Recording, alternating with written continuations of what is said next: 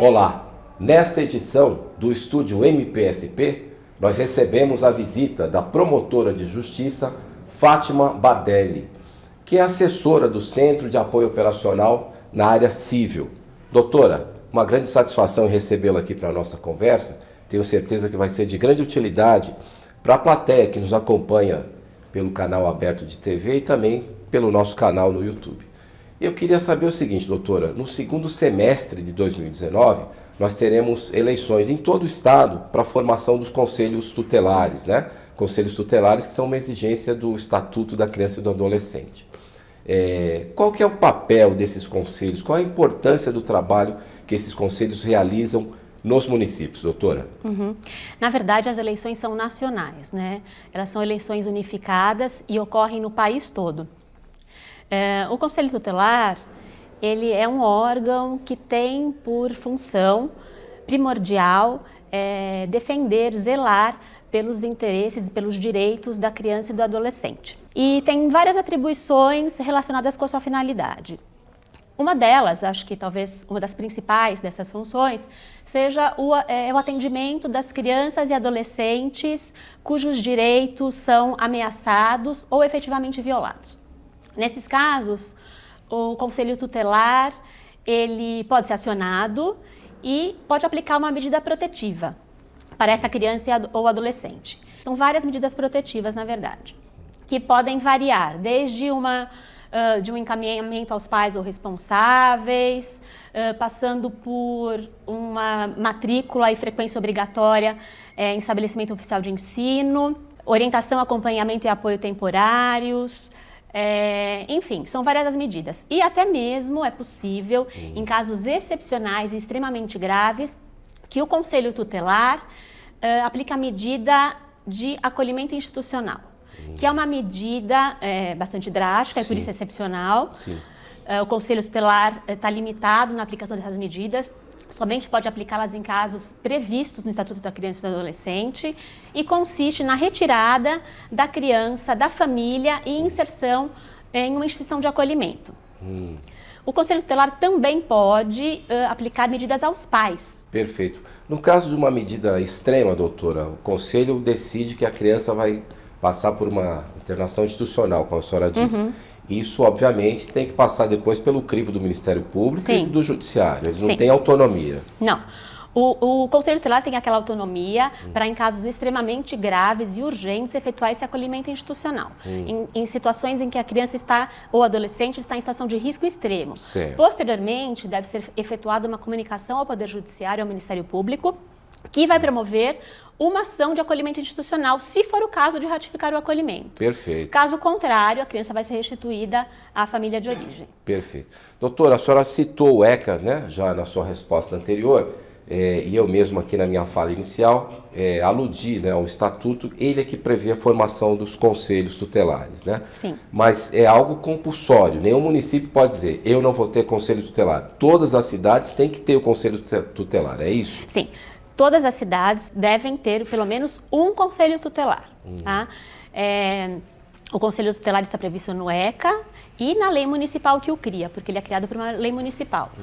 Mas também o conselho tutelar emana da Constituição Federal, na medida em que há dois dispositivos cuja interpretação conjugada permitem essa conclusão. Ou seja, não está expresso, mas a interpretação leva a essa conclusão. Exatamente. São dispositivos que prevêem que as políticas governamentais relacionadas na área da infância e juventude devem contar com a participação popular.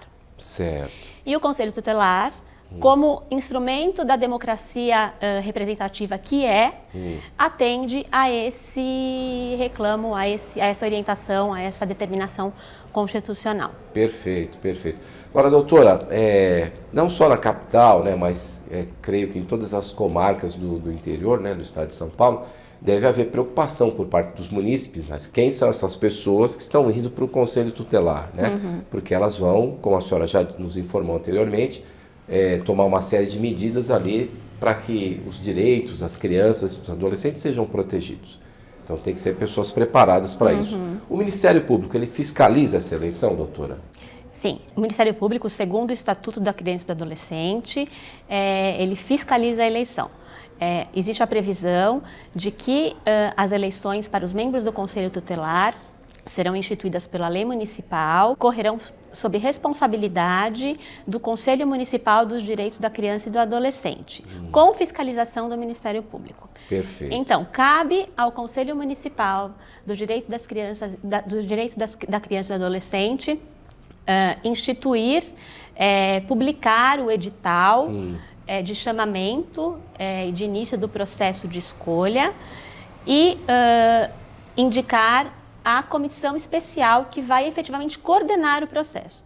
Perfeito. Ao Ministério Público compete acompanhar de perto todo esse processo, abrir um procedimento na promotoria e acompanhar efetivamente se estão sendo obedecidas as determinações do Estatuto da Criança e do Adolescente e da Resolução 170 de 2014 do CONANDA, que também estabelece orientações a respeito do processo de escolha. Perfeito. Então, o Ministério Público ele observa se todas essas normas estão sendo seguidas pelos municípios, porque pode haver cidades pequenas que talvez não tenham tanto preparo do ponto de vista jurídico, mas isso vale para todos. Isso vale para todos. Qualquer município. Isso vale para todos. O Ministério Público ele deve ser notificado de todas as reuniões da Comissão Especial Eleitoral e deve ser cientificado também de todas as decisões dessa comissão. Perfeito.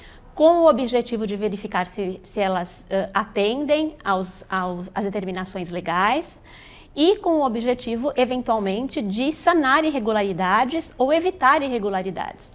O Ministério Público pode orientar o CMDCA, pode pedir recomendações ao CMDCA para que o processo eletivo esteja de acordo com o que está previsto no Estatuto da Criança e do Adolescente e na resolução do CONANDA. Perfeito. E em casos graves, em casos de irregularidades graves, o Ministério Público pode, inclusive, pleitear a anulação da eleição. Ou seja, pelo que a senhora está contando aqui para nós e para os nossos espectadores, tem muito trabalho para os seus colegas aí no segundo semestre, né?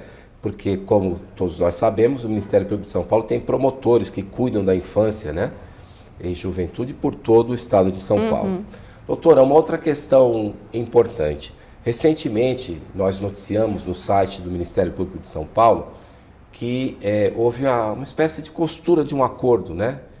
Por parte da instituição, que a senhora tão bem representa, com o Tribunal Regional Eleitoral, para que urnas eletrônicas fossem cedidas para cidades com mais de 300 mil eleitores, por conta justamente da eleição para os conselhos tutelares. Cidades com mais de 300 mil eleitores, estamos falando aí da capital, das grandes cidades do estado, né? Em que medida que essa iniciativa, doutora, facilita as coisas, torna o processo eleitoral mais transparente, mais confiável? Por que vocês tomaram essa iniciativa de costurar esse acordo com o TRE, doutora? Bom, tudo se iniciou com uma reunião entre o Procurador-Geral e o presidente do TRE. A partir daí, o presidente do TRE abriu os caminhos do Tribunal Regional Eleitoral para o Ministério Público. Perfeito. Então, o Centro de Apoio da Infância, através de suas assessoras, esteve presente numa reunião no TRE. A partir daí, o acordo foi selado. Foi selado e foram estabelecidas as condições para a sessão das urnas. Quais são essas condições, doutora?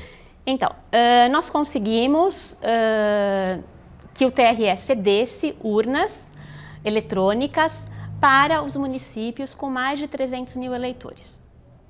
Além disso, o TRE vai fornecer o sistema eletrônico de votação, vai fornecer também o apoio técnico do dia da eleição até a emissão dos boletins de urna e o fornecimento das mídias contendo o resultado da votação. A partir daí, a responsabilidade pela totalização dos votos passa a ser dos municípios. Perfeito, perfeito. Mas a utilização desse sistema, né, das urnas eletrônicas, pelo menos do meu ponto de vista, dá mais confiabilidade ao processo e também mais agilidade. Essa era a intenção do Ministério Público quando foi procurar, né, o TRE, é isso, né, doutora? Sim, com certeza. Nós, é claro, evidentemente, gostaríamos que todos os municípios fossem contemplados, mas esse é um acordo inédito, então decidiu-se que nós começaríamos com 15 municípios que atendem esse critério dos 300 mil eleitores. Perfeito. Doutora. E posteriormente, pois não?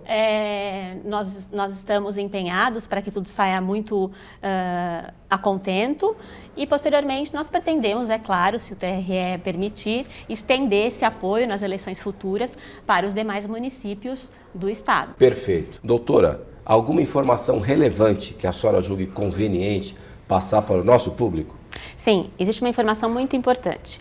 O Estatuto da Criança e do Adolescente previa que os conselheiros tutelares poderiam ser reconduzidos uma única vez, mediante novo processo de escolha.